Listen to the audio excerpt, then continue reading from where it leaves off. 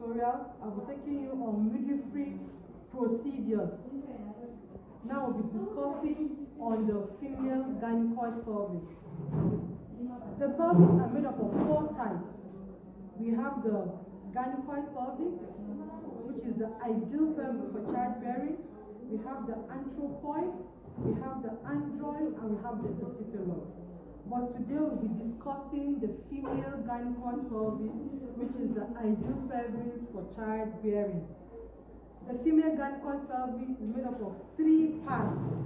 We have the innominate bone, we have the sacrum, and we have the coccyx. Now, the innominate bone also has parts. The first part is the ilium, the second part is the ischium, and the third part is the pubis. Now, the pelvis is divided into 2. We have the true pelvis and the false pelvis. The true pelvis is from the brim above, and the false pelvis is from the brim below. The true pelvis also have parts. We have the first part is the brim, the second part is the cavity, and the third part is the outlet. Now for the brim has diameters. The first diameter is anterior-posteriorly. Diameter number 1 is from the upper border of the sacral promontory to... Now, the pelvis is divided into 2 parts. The true pelvis, which is from the brim above, and the false pelvis, which is from the brim below. Now, the true pelvis consists of the brim, the cavity, and the outlets. The brim, diameters of the brim, anterior-posterior, is measured from the upper border, from the sacral promontory to the upper border of the symphysis pubis, and it measures 11 centimeters. Obliquely, it is measured from the sacroiliac joint, that's the joint between the sacrum and the ilium, to the iliopectineal eminence, and it measures 12 centimeters. Transversely, it measures from one iliopectineal line to another, and it measures 13. Now for the cavity, it is round in shape, except where the sacral promontory protrudes. It measures 12, 12, 12, meaning that anterior-posteriorly is 12, obliquely is 12, and transversely is 12.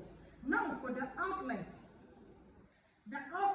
anterior-posteriorly, it measures from the sacrococcygeal joint to the lower border of the symphysis pubis. When I say the sacrococcygeal joint, I mean that it's at the junction between the coccyx and the sacrum to the lower border of the symphysis pubis, and it measures 13. While obliquely, it measures, we are still discussing the outlet. Obliquely, it measures from the obturator foramen to the sacrospinous ligament. When I mean the sacrospinous ligament, it's a ligament between the ischial spine and the sacrum, and it measures 12 centimeters. Then transversely is from one ischial spine to another, which measures 11 centimeters. Now the brim also have landmarks. We call it landmark of the brim or landmark of the pelvis. So when you hear landmark of the brim or landmark of the pelvis, they mean the same thing.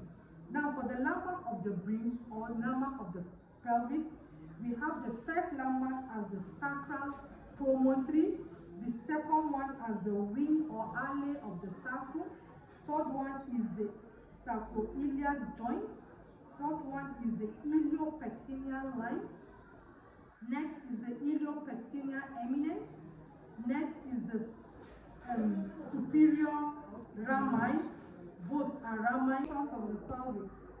The pelvis helps us to accommodate the pelvic organ. It also helps to walk, to sit, to run. When you rest your hand on your waist, you are resting on the pelvis, and also assist in childbearing. Thank you for watching. I'd like you to subscribe, to share, and to like. And for more videos,